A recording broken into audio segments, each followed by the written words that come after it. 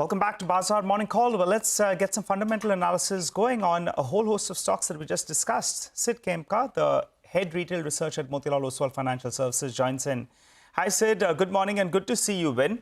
Well, Colgate, that could potentially be the stock of the day. And as Mangalam said, potentially the result from the FMCG pack. The numbers are good.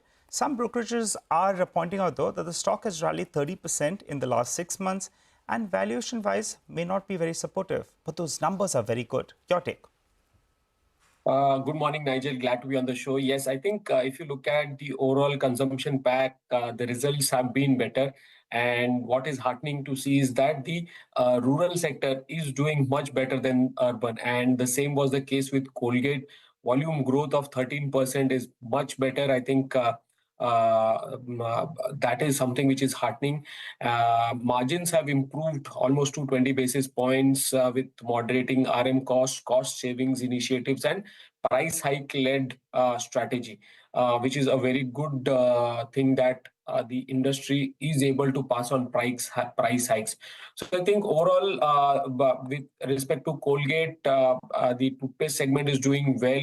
Toothbrush, a lot of competition is there, so mid-single digit growth there. The personal care portfolio, we believe, is under-indexed, and we would like to see Colgate to boost its portfolio in that segment. Having said that, back-to-back 2-3 quarters of good numbers, so stock should do well in the near term. Valuation-wise, at 55-56 times P on FY25, I think a little bit expensive. So a lot of this growth has been captured in the price. So in the near term, we would continue to see strong numbers, but I think the upside can be capped from a one-year perspective. Okay, so the numbers will be strong, but upside will be capped. What about ACC? The numbers were largely in line. Volume growth was not bad at 9%. And this entire cement space is in focus, right, after all that's been happening over the last many quarters. Your thoughts on ACC particularly? Good morning, Sonia. So yes, morning. I think sales volume growth of 9%, much higher than our expectation of 3%. But there was some issues with kind of realization, which was 2% below our expectation. And that led to EBITDA being about 7% below our number. So EBITDA stood at 664 per ton. Compared to our estimate of 736 EBITDA per ton. So kind of some pressure on the operating margins. But if you look at the overall industry outlook, continues to be strong. Management is positive and expects the demand growth in the range of 7 to 9% in FY25. This would be supported by the higher government spending towards infrastructure projects, construction of roads, highways, and the Q1 growth of 9% kind of supports the overall the demand environment. On back of it, if you look at ACC is also taking initiatives to reduce costs, some of the projects that they are taking, and that should lead to improvement in EBITDA going forward. So we believe that with the expected improvement in profitability, especially led by some of the cost-saving initiatives and structural changes in the operations, which will drive valuations going forward. So we maintain a positive view with a buy rating and a target price of 3,300 on ACC.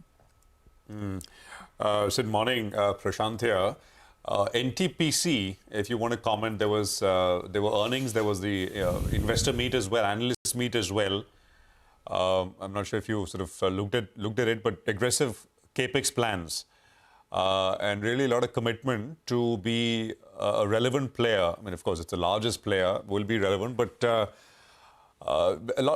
sort of very aggressive plans on capacity addition, both on the thermal side, on the renewable side as well. Power Grid reported numbers. We had some commentary from the management in the afternoon yesterday. Do you think that entire space, even for example, names like REC, PFC, which are taking it a bit slow lately, this entire pack could be active once again? Yeah, Prashant, good morning. So I think, yes, the entire power sector is in limelight. They have been in focus. Industrial growth is picking up. Economic, so GDP growth is strong, but the large part of the demand comes from the industries, and we have seen that the record power consumption for India for the last couple of quarters, and that is supporting the utilities. What is also good to see is that most of the utilities, be it on the public sector or on the private side, having a lot of focus on the renewables. We have seen how NTPC has a large portfolio on the renewable side, and the NTPC Green IPO is likely to hit the market sometime soon. Even Tata Power has a large renewable business, and they have sold stake in that to some of the global PE firms. On back of that strong demand, some of these power financing companies, they have also seen improvement in the overall financial. So be it Power Grid or NTPC, the numbers have come out pretty strong. And I think the demand drivers for the power sector with a mix of renewables as well as the traditional fuel would continue to be pretty strong. You looked at, Sonal earlier was highlighting numbers from HPCL. IOC will report numbers today. It's a bit of a sharp miss for HP. What's the view coming in?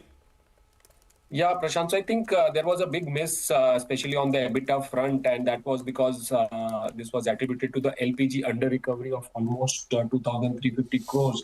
What our analysts are saying is that this could be mostly reversed later this year, as LPG remains a controlled product. And but for now, if you look at other numbers, I think HPCL reported good numbers. So the refining throughput was 7% above our estimate at a 5.8 MMT. GRM's kind of a bit below our expectations. So overall net, I think a mixed set of numbers from HPCL. The entire thought process that the OMCs would start structurally reporting strong numbers, and the re-rating, I think, would now depend on the details post the con call, which my management would clarify.